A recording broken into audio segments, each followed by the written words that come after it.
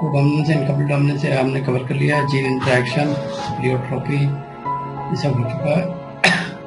Gene में printing, पेंट्रांस, एक्सप्रेसिटी last time हो गया था, लिंकेज क्रॉसिंग हो गया। आज पढ़ाएंगे sex linkage, sex limited, sex inclusive character, gene mapping method. Linkage map already हो चुका है, डेटा एनालिसिस हो चुका है। अब रह गया mapping with multiple markers, mapping by using somatic cell hybrid, development of mapping population in plants, and then extra chromosomal inheritance of mitochondrial chloroplast gene, ये रह गया, and then microbial genetics, ठीक है। फिर pedigree analysis, LOD score for linkage testing, karyotype. Good evening sir. Good evening बेटा। Quantitative genetics, polygenic inheritance. Sir आपने अभी start किया है ना? अभी सिलेबस ही पढ़ रहा हूँ। कहाँ थे तुम लोग? मैं वेट कर रहा था। सर एक्चुअली ना अभी मतलब असाइनमेंट और मिड सेम होने वाले हैं ना, तो इसीलिए वो करते करते टाइम का पता ही नहीं चला। फिर आज 9-10 हो गए हैं। हाँ तो कोई बात नहीं, अच्छा किया ज्वाइन कर लिया। ये सिलेबस ही दिखा रहा था कि कितना कवर हो चुका है एंड कितना लंबा सिलेबस है ना, पूरा जेनेटिक्स ही पढ़ा है। तो जेनेटिक मैपिंग का कुछ पोर्शन हो चुका है। मैपिंग विद मल्टीपल मार्कर आज पढ़ाएंगे, and today will study also about the sex linkage, sex limited, sex inclusive characters, and then inheritance of mitochondrial chloroplast gene, बहुत सिंपल है, maternal inheritance, and then method of genetic transfer, transformation, conjugation, transactions की mapping आती है। Sexual mapping, gene by interrupted mating, fine structure analysis of gene, and then we will study today pedigree analysis, lord score, linkage testing, karyotyping, ये इतना पढ़ लेंगे, ठीक है। फिर कल हम ये पढ़ेंगे quantitative genetics, mutation, structural numerical alteration, ठीक है। Let's start.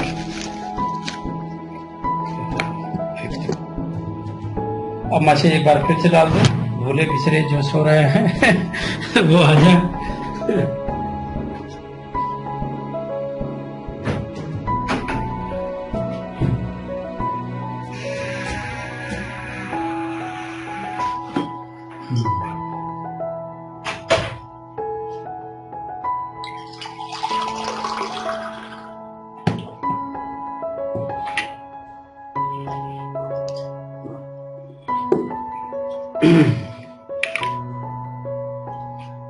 चलो तो let us begin with this.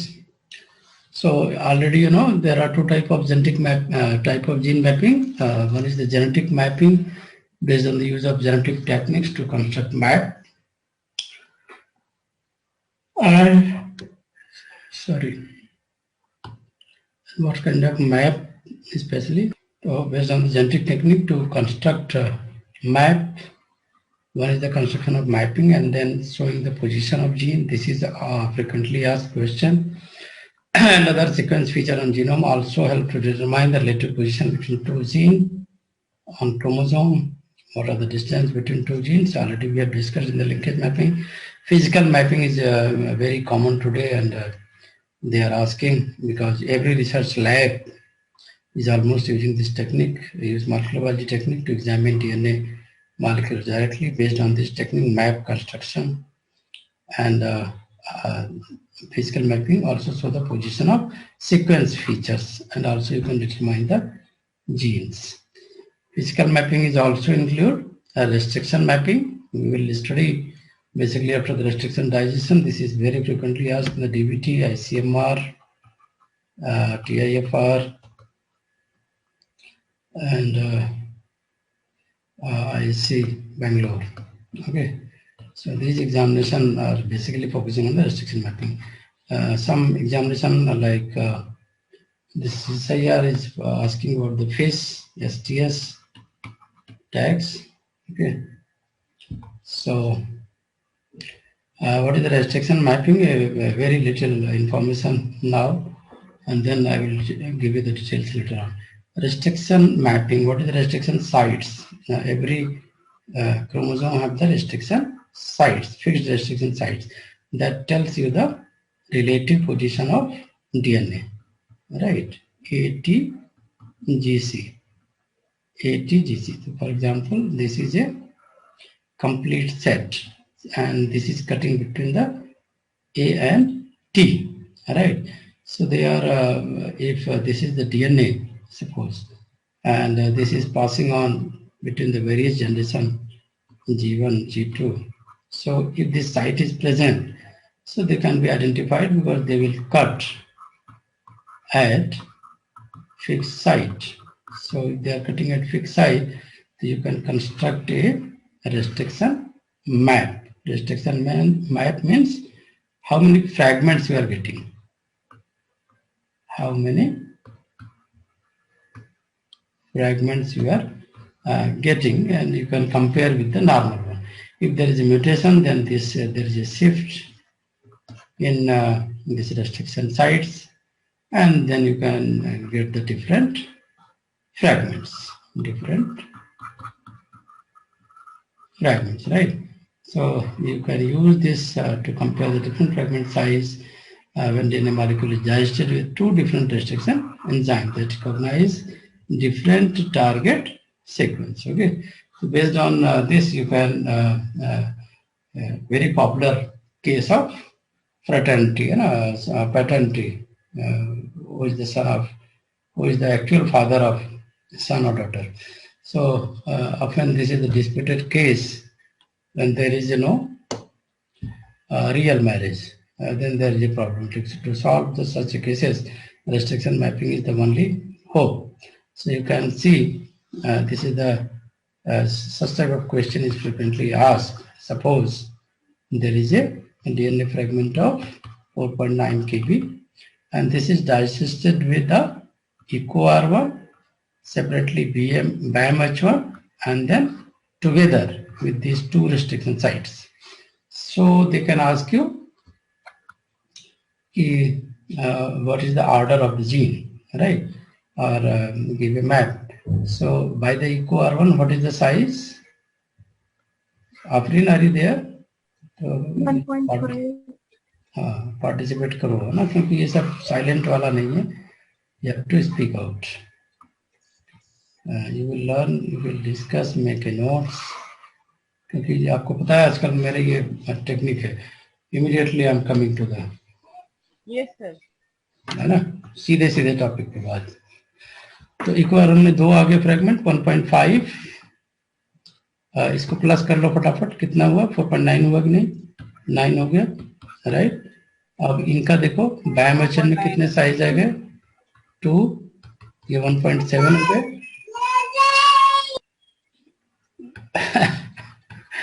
1. आज और बच्चे कहाँ रह गए?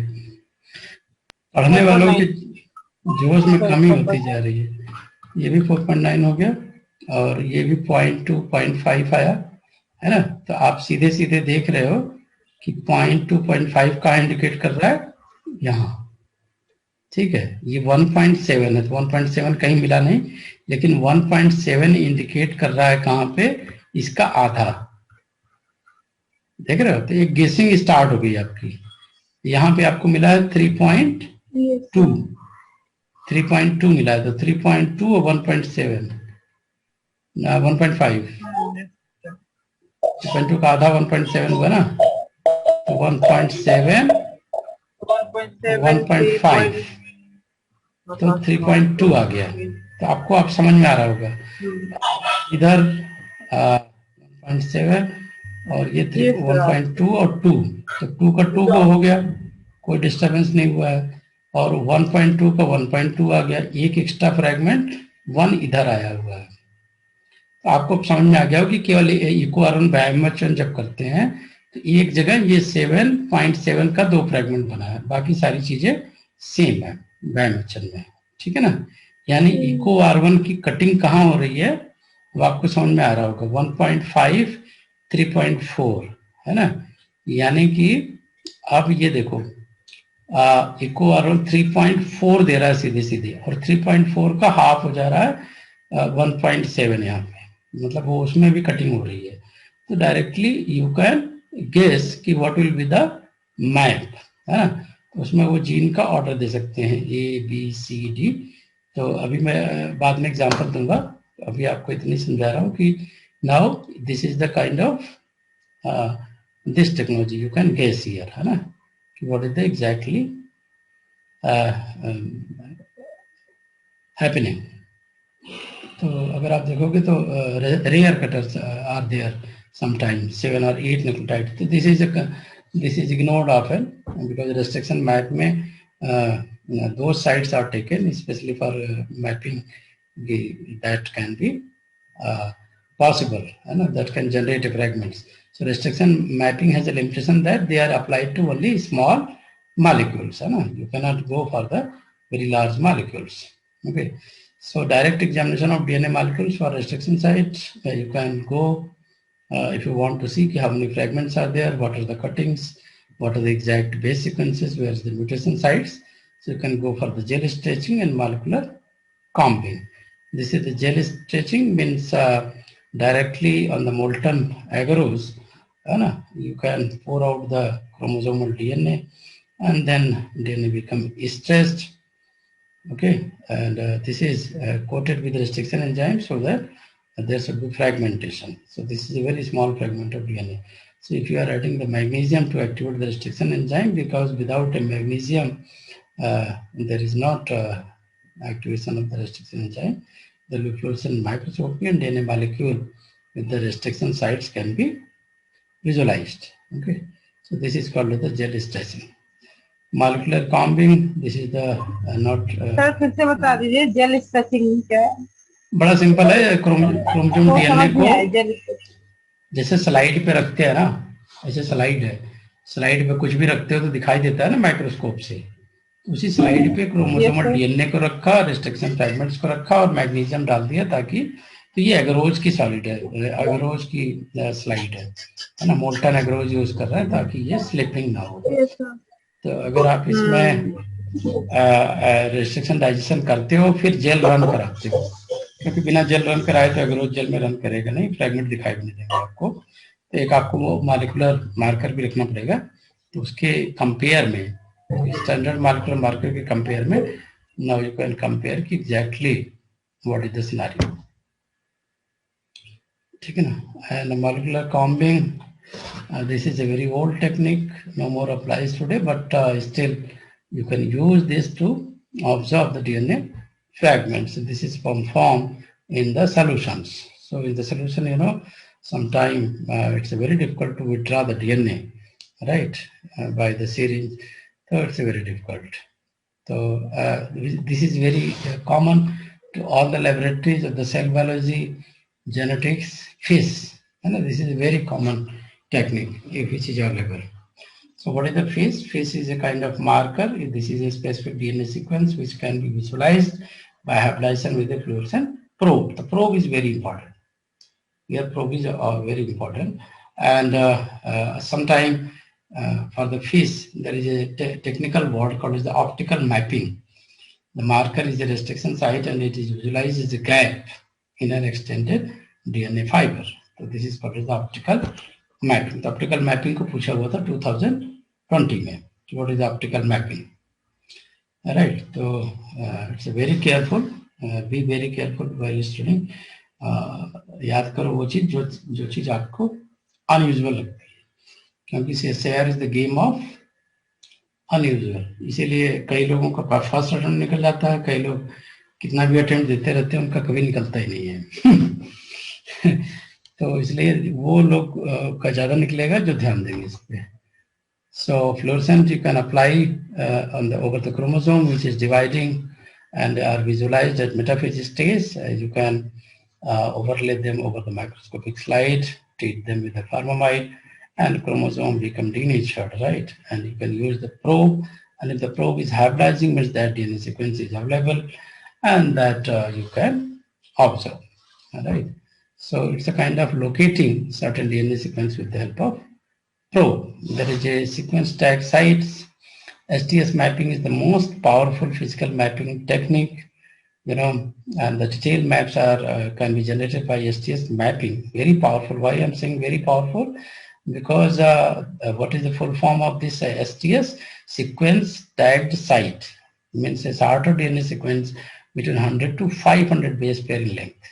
And this is easily recognizable and occur once in the chromosome or genome being studied. Okay, STS is easily recognizable and occur once in the chromosome or genome being studied. Okay, so what is the mapping of STS? For mapping of STS, a collection of overlapping पिछला slide एक बार दिखाइए STS वाला. STS में सबसे important है उसका क्या sequence है, लेंथ है ना. 100 to 500 है तो इजिली विजुलाइज कर सकते हैं इसको और इसका डिटेल मैप बना सकते हो. और ये बहुत कॉमन भी नहीं होता, इसको बहुत कॉमन भी नहीं होता, तो easily you can locate them.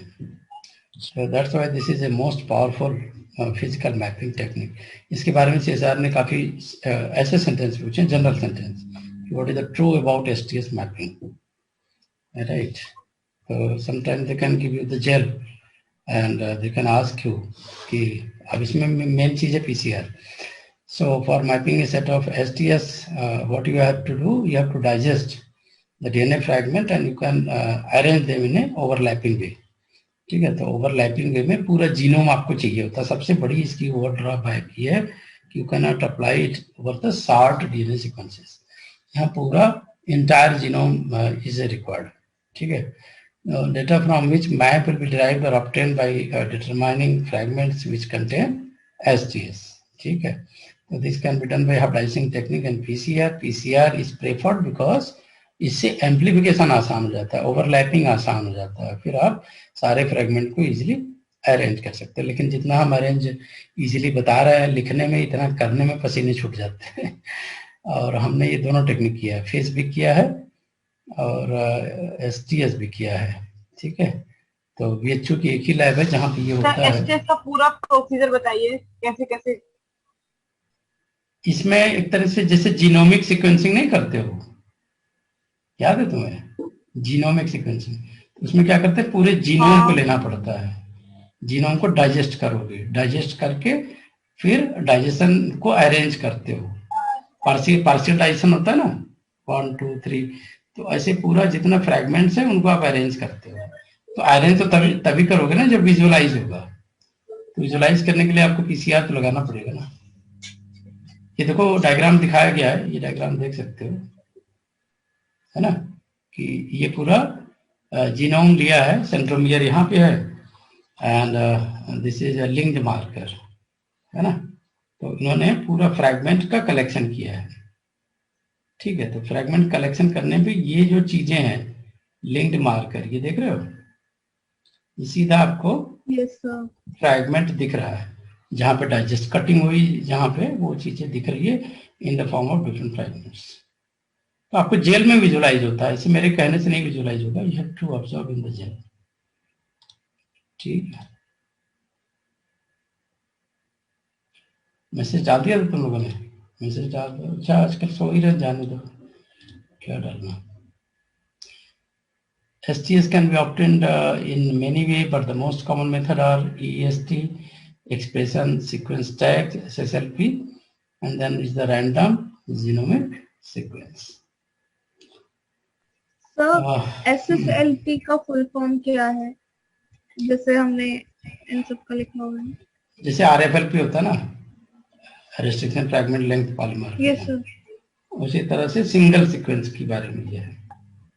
तो सिंगल सीक्वेंस पे जब कटिंग होती है, SNPs भी कहते हैं, SNPs भी कहते हैं, बहुत सारे नाम है. SNPs के बारे में ज्यादा पॉपुलर वर्ड है जो CSIR में चल जाता है.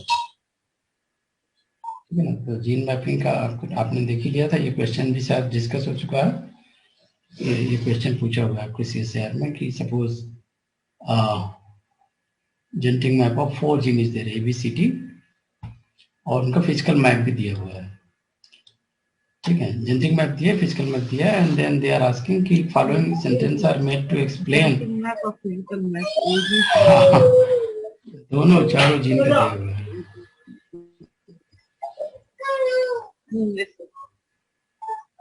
ठीक है ना. Following sentence are made to explain this relationship, which statements are correct.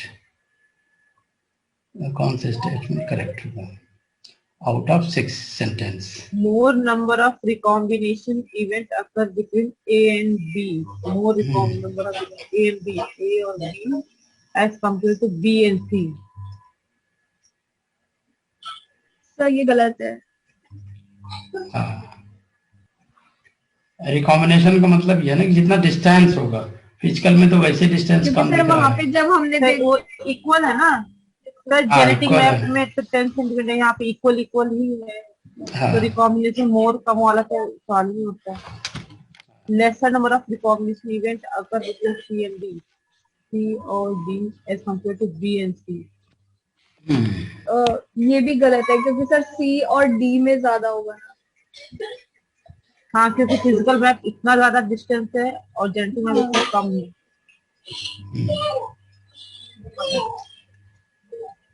C and D is compared to One, this. one, two, one, two, one. Option A और डी हो गया, सी और D. The physical distance between A and B is less than the C and D. C and D, हाँ जी वो हाँ तो ये दिख ही सही रहा है, है। ये सही है। हाँ ये सही है, फोर्थ वाला यानी ऑप्शन सी। थर्ड वाला, हाँ, 4 and वो 6. थर्ड वाला है। हाँ option C. Although C and D more than B and C से, the reason C and D is more recombinogenic। हाँ 4 and 6। 4 and 6 करेक्ट है। तो इस तरह से भी मतलब सोचो कितने छोटे प्रॉब्लम है। सर हो सकते सर ये वाला जो है पॉइंट, ये थर्ड है ना, जो physical distance A and B is less than हाँ हाँ that between C and D. हाँ हाँ तो ये थर्ड है। तो थर्ड और फिफ्थ तो ऑप्शन बी हुआ ना। 4 and 6 कह रहे हैं ना।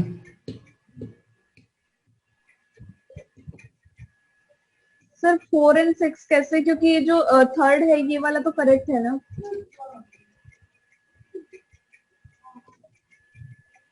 E and B more third वाला। recombinant. Although the physical distance between A and B is less, A and B is less than the between C and D. हाँ, C and D.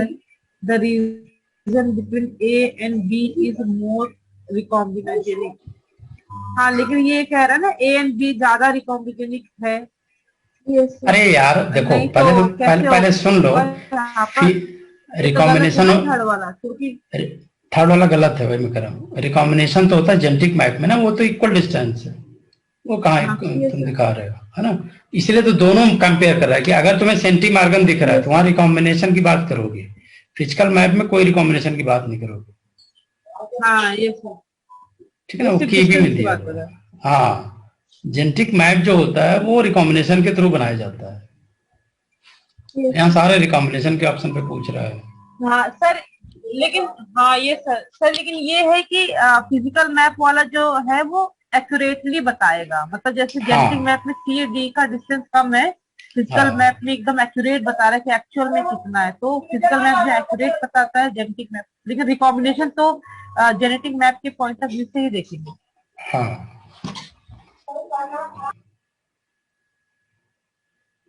तो ये सारा हो चुका है। Recombinant frequency. सर मुझे वो ये STS वाला नहीं समझ आया। कौन सा सर? जो वो STS वाला था वो क्या है?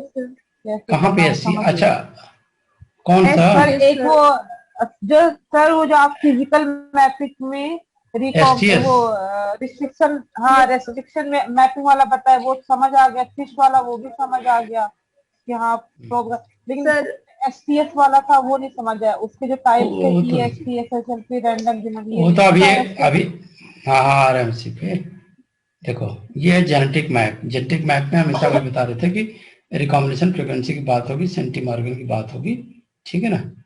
एंड अब देखो DNA मार्कर बेस जो होते हैं ये 3 है, इसको ध्यान से नोट कर लो, right. RFLP, SSLP and SNP, ठीक है। कौन कौन से? हाँ मैं कह रहा हूँ ना कि मैं उसी पे आ रहा हूँ। RFLP restriction fragment length morphology.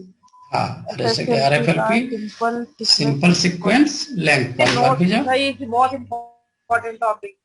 हाँ, वही कह रहा हूँ, इसीलिए मैंने उठाया ना। SNP, this is the RFLP। RFLP में क्या होता है? Polymorphic restriction sites. Suppose DNA allele1 and allele2। तो अगर आप देखोगे allele1 में 3 रेस्ट्रिक्शन साइट्स हैं और DNA इसमें आपको कितना दिख रहा है? यहाँ पे देखो 2, यहाँ पे कितना है? 3 है यहाँ पे, 3, यहाँ पे 1 and 2, यहाँ पे 1, 2 and 3। ठीक है, तो अगर आप इनको डाइजेस्ट करोगे तो यू विल गेट 4 फ्रेगमेंट्स, 1, 2, 3 और 4। ठीक है, और इसमें कितना बनेगा? 1, 2, 3। तो अगर आप इनका जेल रन कराओगे, ये जेल रन कराने के बाद का फ्रेगमेंट है। तो अब ये चीजें नोट कर लो, अगर 3 रेस्ट्रिक्शन साइट होगी तो कितने फ्रेगमेंट आएंगे? 4 रेस्ट्रिक्शन साइट होगी तो कितने फ्रेगमेंट्स आएंगे?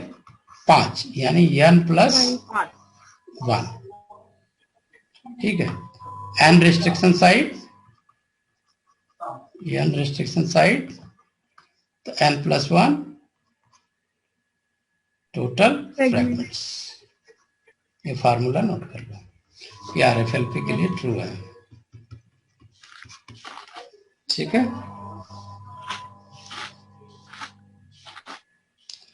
ठीक है। अब स्कोरिंग इसी आधार पे करते हैं। स्कोरिंग के लिए you have to go for the PCR और southern hybridization. I hope southern hybridization you know well, and then PCR। Southern hybridization you have to use the probe, है ना, प्रोब। तो probe can be used for localizing the DNA fragments, right?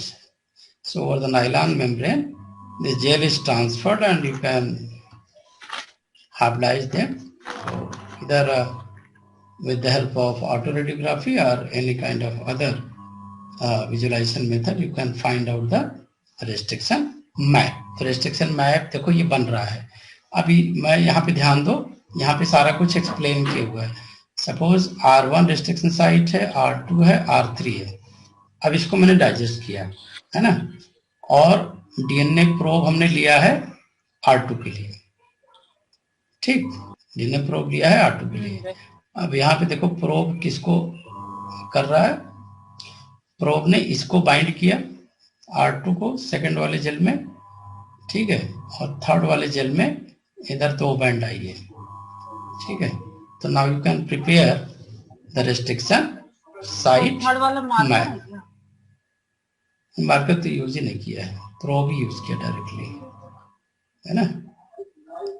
तो वो probe second के against में है ना, तो फिर थर्ड पे काम। हाँ, ये मार्कर भी हो सकता है, यहाँ पता नहीं लग रहा है, यहाँ लिख देना चाहिए। तो वो हाँ, सेकंड के अगेंस्ट में, मतलब इसके अगेंस्ट में, फर्स्ट वाले के अगेंस्ट में यहाँ पे बाइंड कर रहा है।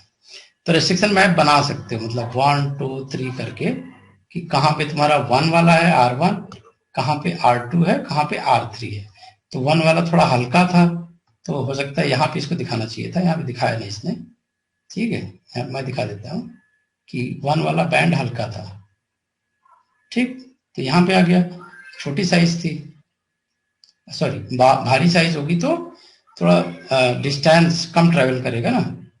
Lighter has a speed more, तो they are going to separate earlier. तो ये सबसे लाइटर हुआ, ये थोड़ा भारी हो गया, फिर इससे भारी हो गया, तो R1 ये हो गया R2 और ये हो गया R3। तो यू कैन फाइंड आउट कि क्या ऑर्डर ऑफ द जीन का। ठीक है, this is called as the restriction site map. ये बड़े सिंपल में समझा दिया, इस पे क्वेश्चन भी आता है तो कर लोगे अगर दिमाग में कॉन्सेप्ट है, राइट। अब तुम SNP की बात करोगे, अगर जो SNP की बात कर रहे थे, तो now you can see there is a only 0.1% difference of single nucleotide base, है ना। तो जैसे यहाँ पे देखो AA, GG, CT cat, TT, CC, GA, GT उसी का अपोजिट है। लेकिन दूसरे में क्या हो सकता है? अब G is replaced by A, तो यहाँ भी चेंजेज आ गया। तो ये सिंगल, बाकी सारी चीजें सेम है, but there is difference of single nucleotide. This is called the SNP। क्या बोलते हैं? SNP। राइट। इसी तरह से SSLP, and they are also sometimes called as variable number tandem repeats or VNTR. variable number tandem ठीक है, SSLP commonly have multiple allele, as many as 15 allele have been found for an SSLP locus.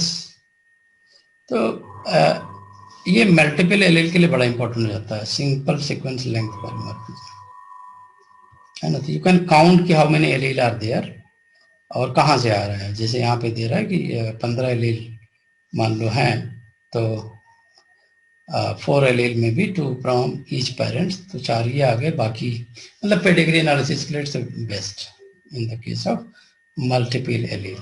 तो sometime the word satellite is also given to the SSLP। क्या word use करते हैं? Satellite. Confuse करने के लिए they can use the word satellite। Satellite बोलते हैं, तो आप इसका मीनिंग समझो SSLP, simple sequence length polymorphism. Simple sequence length polymorphism, simple sequence length polymorphism. सो मिनी सैटेलाइट मार्कर, तो सैटेलाइट तो एकदम छोटा हो गया, है ना, लेकिन उससे भी बड़ा mini satellite 15 to 100 nucleotide long. तो ये लेंथ याद रखनी है, कितना लेंथ है? 15 to 100 न्यूक्लियोटाइड। 15 to 100 न्यूक्लियोटाइड, ठीक है। Total length of the unit is 1 to 5 kb। Microsatellite marker is based on variable number of tandem repeats of an even simpler sequence. Most common type repeat is CA and इसका complement GT। CA GT, CA GT, ठीक है ना। तो this is called as the VNTR, variable number of tandem repeats, variable number of tandem repeats. जैसे repeats क्या है? CA है ना, CA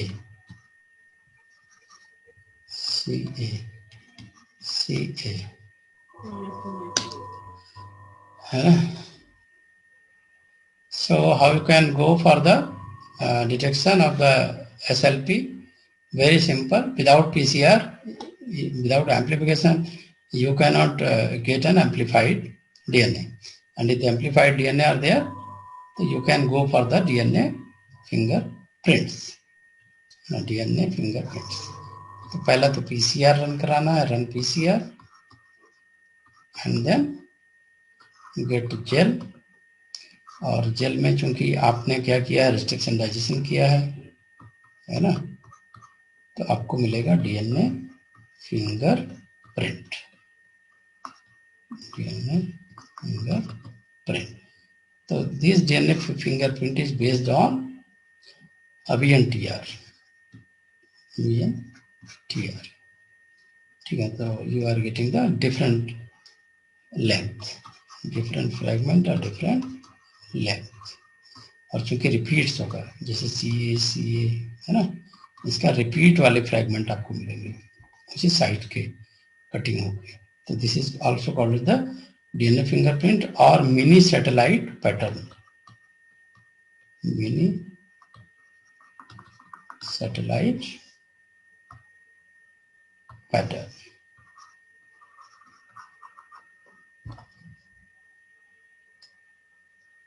ठीक है ना।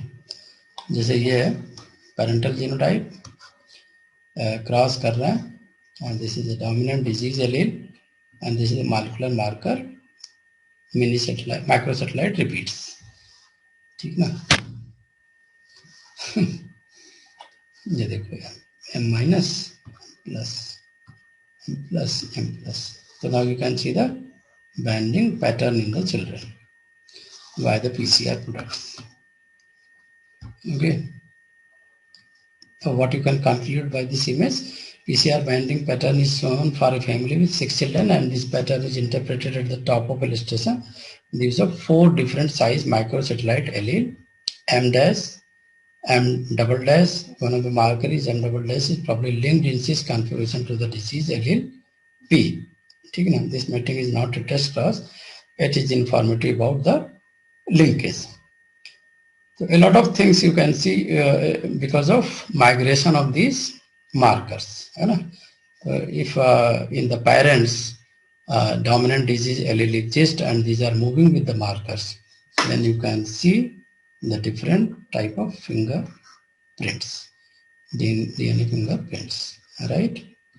तो यहाँ पे ये strong disease वाले हैं, ये disease वाले हैं, ये disease वाले हैं, है ना, ये disease वाले हैं. तो डिजीज में अगर आप देखोगे तो ये वाला ज्यादा कॉमन है, ठीक है ना, ये वाला ज्यादा कॉमन है. इसका बात समझ में आ रही है? ये देखो कॉमन है, 5th में भी, यहाँ भी कॉमन है, यहाँ भी कॉमन है, यहाँ भी कॉमन है. क्लियर हुआ? तो इससे ये पता लगे कि ये जो वाला मार्कर है माइक्रोसैटेलाइट, ये सारे में एग्जिस्ट कर रहा है. जहां जहां डिजीज वाले हैं सब में आ रही है बैंडिंग. तो आप ये ट्रेस कर सकते हो बिकॉज ऑफ, अब जूलॉजी डिपार्टमेंट अगर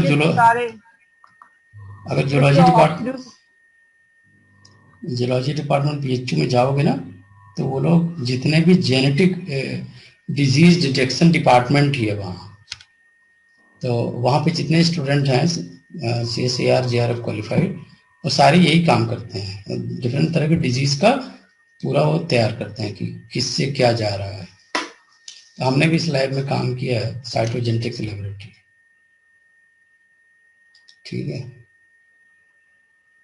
तो what is the optical mapping? This is a kind of high resolution restriction mapping. High resolution restriction mapping.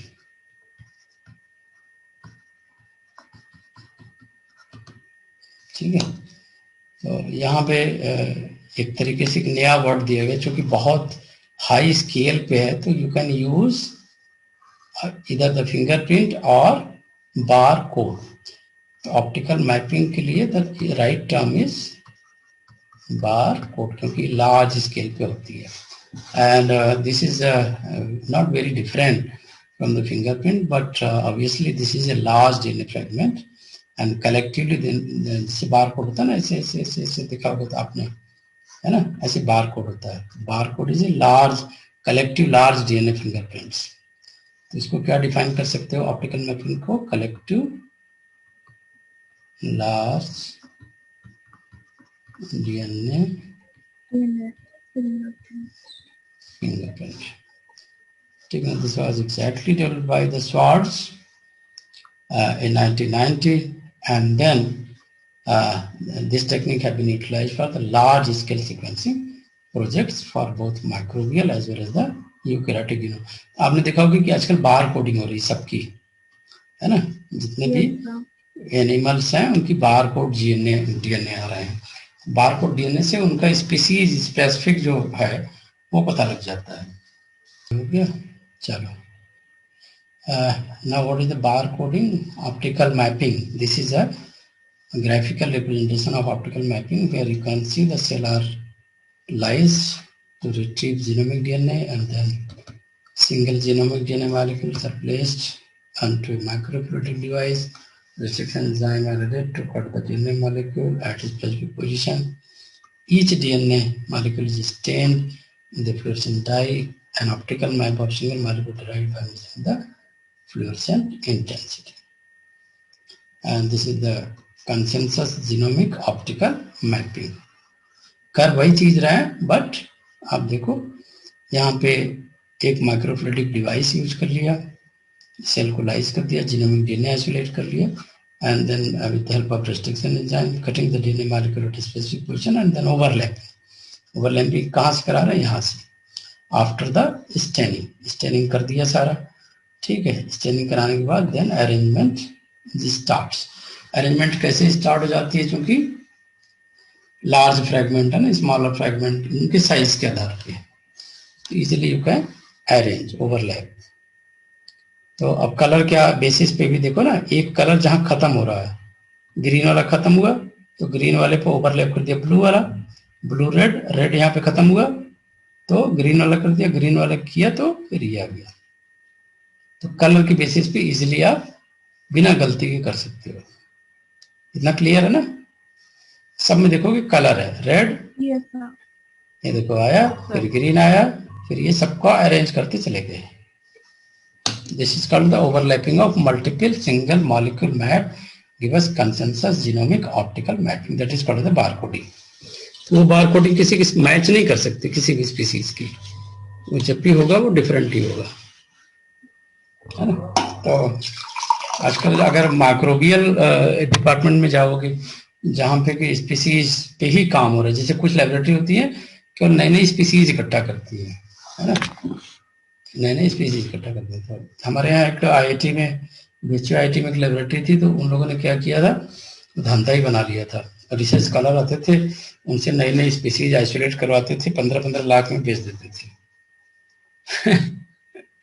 Patent करा के 10-10 लाख में, 5-5 लाख में बेच देते थे, और आराम से लोग आईआईटी बीएचयू के नाम पे दे भी देते थे ना। कोई छोटी मोटी लैब होती तो कोई नहीं देता। तो ऐसी चीजें होती हैं। Then you have to know about this technique, optical mapping, fragmentation, है ना। अब कलर कोडिंग है तो इसलिए यू कैन।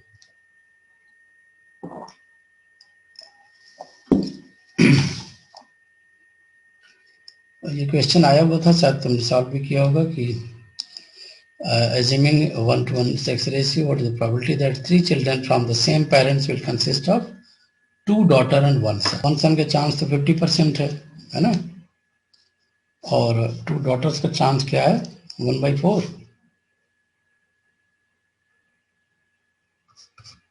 बोलो क्या आंसर होगा, 1/8 होगा, 1/2 into 1/4,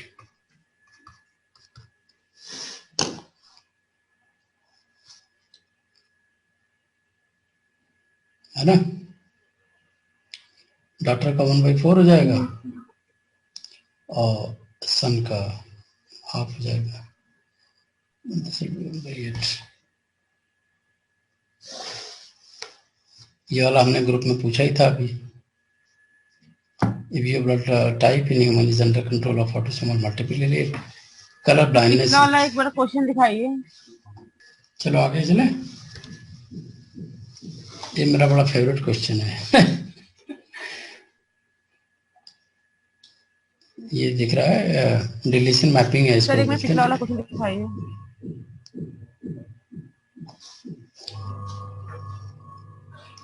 colour blindness is recessive x linked trait, है ना। Male with blood type A and normal vision marries a female who also has a blood type A and normal vision. The couple first child is a male who is colorblind and has a O blood. What is the probability that their next female child has a normal vision and ये समझ आएगी नहीं, मैं समझाऊं। What is the probability that their next female child has a normal vision and O blood group? Sir एक बार आप बता दीजिए। Couple's first child is male who is colorblind and has O blood group. ठीक है। What is the probability that their next female child, वही जैसे पहले वाला था वही है, 1/2, 1/4, 1/8। आंसर का खाली फॉर्मेट चेंज है, बाकी answer is the same. Normal vision and O blood group, वहां पे सन था, 2 फीमेल और 1 सन था, यहाँ पे सेम ही फॉर्मेट है। What is probability the next female child is normal vision and O blood group. तो ओ ब्लड ग्रुप को 1/4 रिसेसिव है ना, एंड नॉर्मल विजन में डोमिनेंट हो जाएगा, तो 1/2 हाफ इंटू 1/4।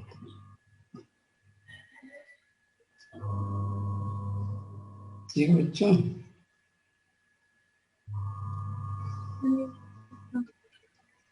हाँ यस हम्म,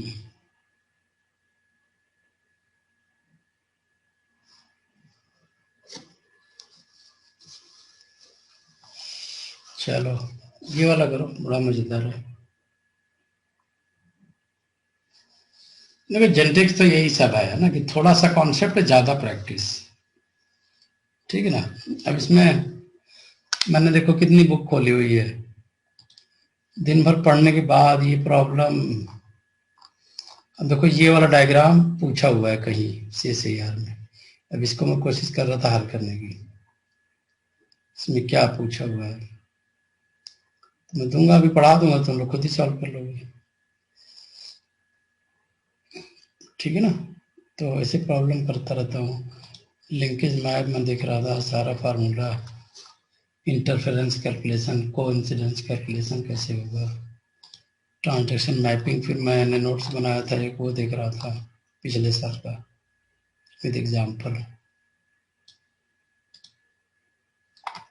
लिंकेज मैप बनाने का तरीका है ना, रेस्ट्रिक्शन मैपिंग फिर मैं देख रहा था एग्जाम्पल। जैसे ये वाला है ना, अब ऐसे देंगे आपको एग्जाम्पल में, मतलब क्वेश्चन में, एग्जाम में, राइट।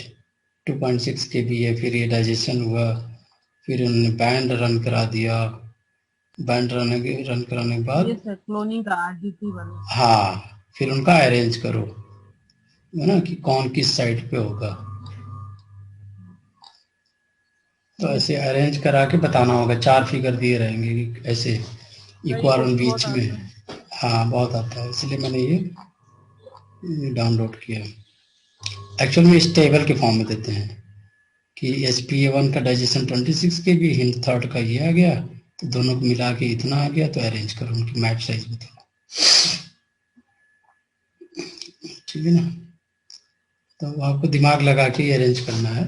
कैसे 20 है तो 12 और 8 हो गया, दोनों को डाइजेस्ट किया, तो 12 और 12 वाले को अरेंज करो, तो 2 का 2 हो गया, 6 का 6 हो गया, 12 को 8 और 4 इधर हो गया।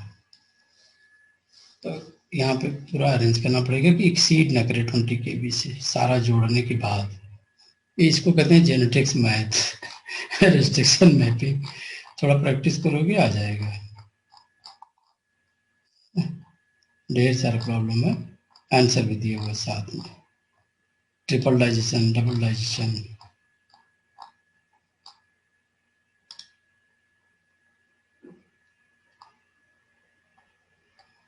चलो, बच्चे मेरी इच्छा थी कि ढेर सारे पढ़ें, बच्चों का मन ही नहीं पढ़ने का, कोरोना चल रहा है। क्या किया जाए। चलो ये डिलीशन मैपिंग देखते हैं। डिलीशन मैपिंग में आप ये देखो डायग्राम दिया, 1 का इतना बड़ा बैंड, डिलीशन 1, डिलीशन 2 का यहाँ से बैंड है, डिलीशन 3 का यहाँ से है, डिलीशन 4 का यहाँ से है ना, डिलीशन 5 का यहाँ से है। recessive ABCDE and FR correspond to each band, 1 to 6, but their order is not known. When the recessive alleles are placed against each of these deletions, the following results are obtained. The plus in the table indicate wild type, minus indicate the phenotype one by the corresponding mutant allele. ठीक है।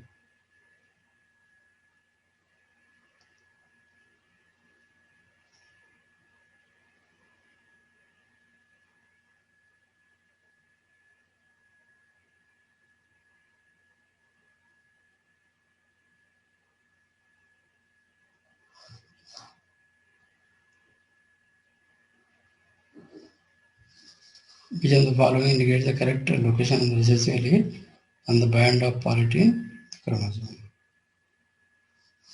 ठीक, तो which of the following indicates the correct location of recessive allele on the band polytene chromosome? recessive band का वो बनाना है। तो अगर आप देखो तो A में 2 है प्लस प्लस, यानी 3 रिसेसिव बैंड है, B में 1, रिसेसिव है, तो प्लस के आधार पे अरेंज कर लो, है ना। प्लस किसमें सबसे ज्यादा है, तो डी पहले आएगा। डी सबसे कम किसमें है, 1। कौन चला गया, अच्छा अक्षिका, तो तुम ओपन ही कर सर लो। आफरीन दी। कोई बात नहीं, अभी देखो बड़ा इजी है ना, इसमें प्लस प्लस दिया हुआ, तो सबसे कम किसमें है, 1, फिर 2 वाला, ठीक है, फिर 3 वाला, सर सी में भी तो है ना। 3 वाला, फिर 4 वाला है। सर 2 हमने प्लस प्लस देखे है ना, तो वो तो सी में भी है। हाँ, और कहाँ है, सर ए में भी 2 प्लस है और सी में भी 2 प्लस है। हाँ करेक्ट। तो वही डिसीजन लेना है, पहला तो डी से स्टार्ट होगा, है ना, डी। Yes sir. लेकिन ये कह रहा है कि डी किससे मैच करा रहे हो, A2, पहले समझना पड़ेगा, A2 B1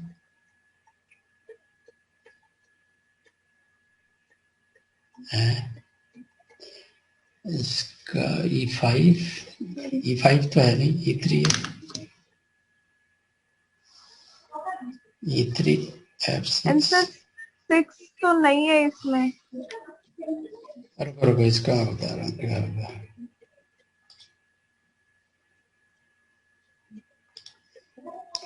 इसका आंसर है सी, A4। यहां से कहा मैच करना है, ABCDF are known correspond to each of the band 1 to 6, band 1 to 6 है, बैंड ये है ना, नहीं 5 बैंड है, तो बैंड है ये 1 to 6, ठीक है। And ABCDEF is the corresponding to 1 2 3 6, this but their order is not known when the recessive layer placed against a piece of deletion following result are known। Recessive layer को जब रख दिया तो ये रिजल्ट आया, deletion 1 to 5, deletion 1 to 5 and then gene order 1 2 3 4 5 6। तो ये match कराने को कह रहे हैं कि ये नहीं पता है कि 1A है या 1B है या 2B है या 3C है। बात समझ गए, अब बात समझ में आई। Yes sir.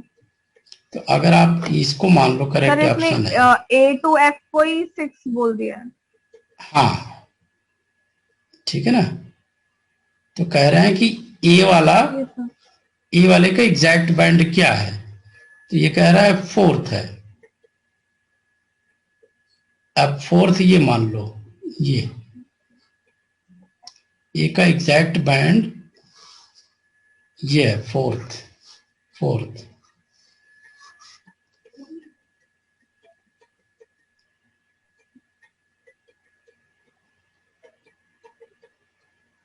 A4 B1 then C2 D3। चलो ये कल मैं बताऊंगा, ये इसमें थोड़ा सा मुझे डाउट हो रहा है, इसका मैं डिलीशन मैपिंग तुम्हें पहले शायद कुछ मिसिंग है शायद। हाँ कुछ मिसिंग है, वही मुझे याद नहीं आ रहा क्या मिसिंग है एग्जैक्टली, वो मैं बताऊंगा क्योंकि मैंने इसको सॉल्व कराया था पिछली बार की बैच में। ओके तो चलो आज यहीं तक रहने देते and then we will try next time. मुझे बहुत सारे सवाल करने हैं, पूरा हफ्ता ही चलेगा, फिर पेडिग्री एनालिसिस चलेगी।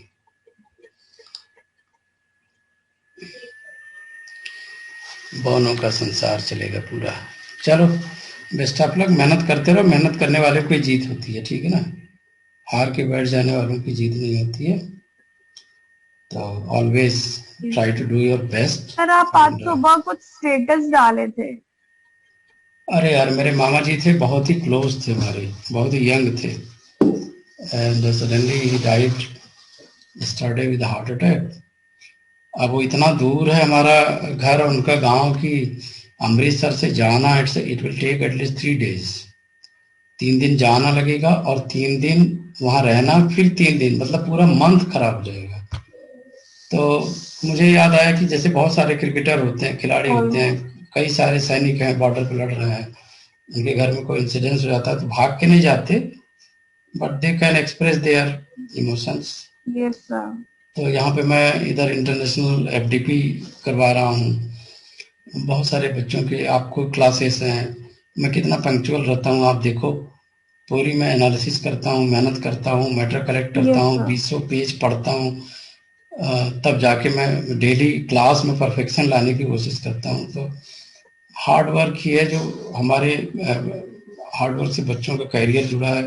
अब अगर टाइम मैंने 15-20 दिन गंवा दिए तो एक तो मुझे भी पता नहीं है कि मैं पहले तो सेफली पहुंचूंगा कि नहीं, इतना माहौल खराब चल रहा है ना, कोरोना Yes, है, ये sir. है, वो है, फिर मैं अकेला हूँ, वीक हूँ, और मैं अपने आप को रास्ते में संभाल पाऊंगा कि नहीं संभाल पाऊंगा, कुछ प्रॉब्लम हो जाए, कुछ मेरे ही साथ घटना हो जाए, है ना, तो फिर मैं कहाँ जाऊंगा, मेरे छोटे बच्चे हैं, फैमिली है, तो ऑल विल बी हेल्पलेस ना। तो that's why I am not participating. मेरे पापा गए हैं, पार्टिसिपेट कर लेंगे, बट यह है कि अब चलो। आप कभी बीच में चले जाए ना। हाँ, जून में तो जा ही रहा हूँ, जून में प्लान है मैं जाने में, and, 1 महीने की लीव विदाउट पे लेके जा रहा हूँ, क्योंकि हम लोग की जॉब ऐसी होती है कि जितने दिन आप काम करते हो उतने दिन की सैलरी मिलती है। तो सर प्राइवेट यूनिवर्सिटी है ना। प्राइवेट में, हाँ, प्राइवेट में ऐसे ही होता है, कितना भी काम कर लो आपको कुछ मिलता नहीं है, in the last you are the least. तो हंसते रहना है, कुछ क्या करें, lot of things are there, बहुत प्रॉब्लम है। मैं देखता हूँ कि मोदी जी की अम्मा इतनी एजेड हैं, इतनी बीमार रहती हैं, फिर भी वो बेचारे देश की सेवा में कहीं जा नहीं पाते, एक दिन भी ऑफिस से छुट्टी नहीं लेते। तो यही सारी चीजें हैं, क्या कहा जाए, you have to sacrifice, that is sir called अभी तो मेरे पास सबसे सेक्रीफाइस। बड़ी प्रॉब्लम ये है कि मैं अपनी बॉडी क्लॉक कैसे सही करूं। मॉर्निंग में जब तक उठना नहीं स्टार्ट करूंगा, अभी जैसे मैं जाते ही सो जाऊंगा इमीडिएटली, पूरा अंधेरा करके लेटा रहूंगा, 5 मिनट बाद मुझे नींद आ जाएगी, मोबाइल ऑफ, सारा कुछ स्विच ऑफ, सारा कुछ स्विच ऑफ, खाली पानी का ग्लास मेरे पास रहता है, एंड दैट्स इट, क्योंकि सर दरवाजा वगैरह मेरा बंद ये कर होता दिया है है। मतलब जैसे मतलब जैसे रात होनी शुरू होती है ना, अगर मैं पूरा दिन भी बहुत ज्यादा हेक्टिक रहा है, कॉलेज गई हूँ, सब कुछ है, उसके बाद भी रात शुरू होगी तो बैटरी अपने आप चार्ज हो जाएगी, और जैसे ही मॉर्निंग होती है वो स्लो हो जाती है। हाँ, नहीं तो तुम्हारा उल्टा क्लॉक चल पड़ा है ना, तुम रात में फिर जागने शुरू कर दी हो ना। बट सर ऐसा